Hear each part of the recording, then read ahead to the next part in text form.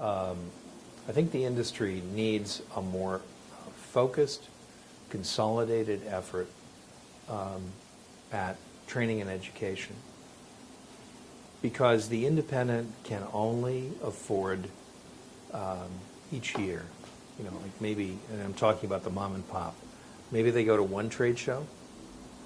Maybe in that trade show they've got 2 days or 3 days. In those 2 and 3 days, they're going to maybe attend a couple of seminars. They're going to shop the show and look for product. Okay, and they'll have a good time for a couple of days, and then they have to go home. Well, how can they possibly, with the time and resources that are available to them in that window, plug in to some of this really important stuff that they could learn from if it were presented to them in a way that was efficient, easy to access, cost effective? They can't. And so they kind of nibble at the basket, and they take what they can get in a little bite, but then they have to move back on, move back home. And maybe next year they'll learn something else in a 1-hour seminar someplace. I don't think that's going to cut it. And I think it isn't their fault. I think it's largely the fault of all of us for not having found more effective ways to really bring people together to learn, and a more effective way to convince people that they need to learn, and at a pace that perhaps some of them don't appreciate. Not just morsels, but maybe big bites.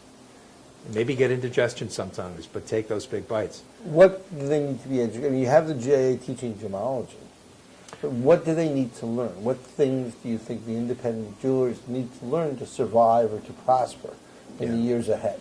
Well, there's a lot of gemological education, and a lot of organizations provide that. I think that, and I don't mean to, offend any one organization by not mentioning, but the legal stuff is well taken care of. And I think JA does a wonderful job with the responsible business practices stuff. JVC does a great job with the legal stuff.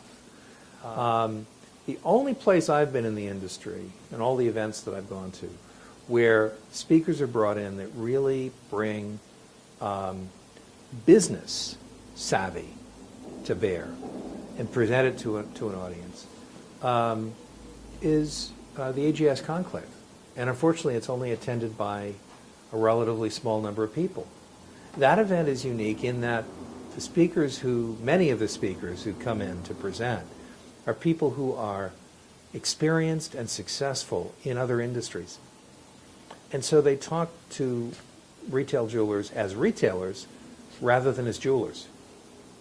They tell them what's going on in the world of retailing. They tell them about consumer research. They tell them about general merchandising strategies, store design issues, internet issues, social media as a tool. Basically, they're talking to them as business people and not as jewelers. I think the industry needs to get serious minds together to think about how to establish an educational outreach with a focus on business expertise that's accessible at a low cost to anybody in the industry that wants it. And I think it's almost like a business university for jewelers, but without a formal curriculum to get a degree per se, because it's not about hanging that on the wall. You're not trying to impress your customers with it. It's about putting it to work in your store, in your business, day after day. I think GA does a great job in education. I don't want to not mention them as well.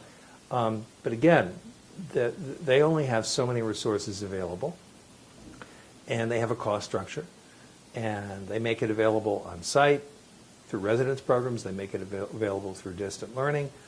But how many, as a percentage of the total industry, how many people in the industry actually enroll in those courses? So I blame the industry a little bit, and the businesses in the industry as well, not just the institutions. I say to the businesses, if you want to survive, what are you doing to survive?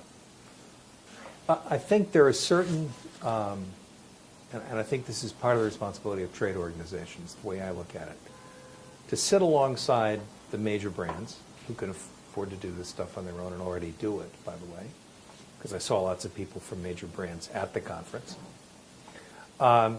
Trade associations are a way to filter and resize the messaging and the experience that you hear at these conferences to a level of bite-sized morsels that an independent or a manufacturing business can eat and digest. In other words, you're not going to bring 10,000 independent jewelers to BSR, because you're absolutely right. It would be like, what are they talking about? What can I do with this?